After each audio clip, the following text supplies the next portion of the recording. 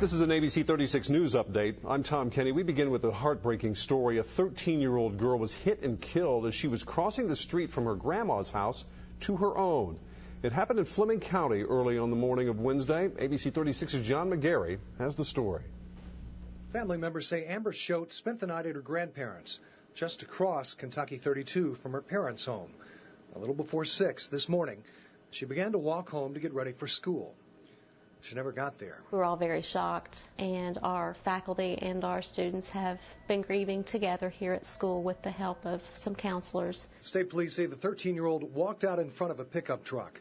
An uncle tells ABC 36 he was listening to a police scanner and heard a child had been hit in the area. He called to make sure it wasn't Amber.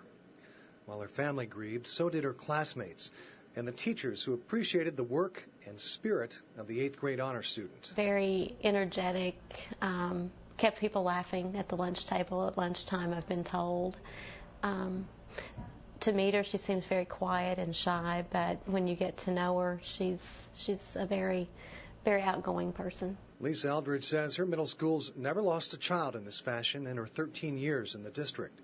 And those who knew and loved Amber must begin to learn, if not accept, a bitter lesson. You just never know how much time you have left. Tragic things happen every day, and I wish it hadn't happened here today. In Fleming County, John McGarry, ABC 36, your local news source. A fund has been set up at Community Trust Bank to help pay for Amber Schote's funeral expenses. You can make donations at any of the 3 branches in Fleming County.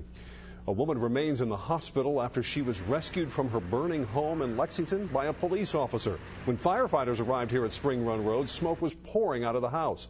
Lexington police officer Keith Todd, one of the first people on the scene, he rushed inside the home without any fire equipment on when he learned someone was still inside.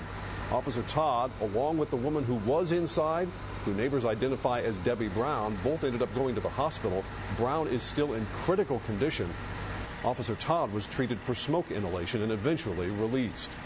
A federal grand jury in Louisville has brought new charges against the woman accused of trying to extort millions of dollars from Rick Pitino. That's Karen Cipher. She's now charged with retaliating against the coach by filing a criminal complaint after she was indicted in May, saying Pitino tried to rape her.